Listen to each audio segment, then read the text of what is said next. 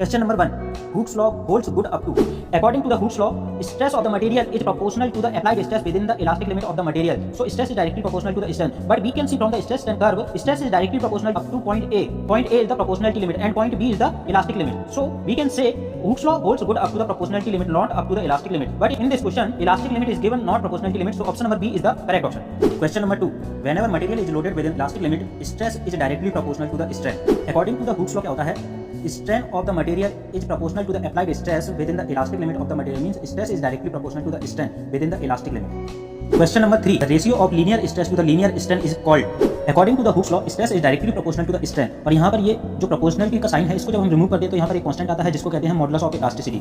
अगर जो स्ट्रेस है वो क्या है, लीनियर स्ट्रेस और लीनियर स्ट्रेन है, तब हम इसको कहते हैं मॉडुलस ऑफ इलास्टिसिटी. अगर ये स्ट्रेस हमारी क्या हो जाए, शियर स्ट्रेस हो जाए, और जो स्ट्रेन है वो शियर स्ट्रेन हो जाती है, तो इसको हम कहेंगे modulus of rigidity. So here option number B will be correct, modulus of elasticity. कैनियल ऑब्जेक्ट वीडियोस के लिए लाइक शेयर एंड सब्सक्राइब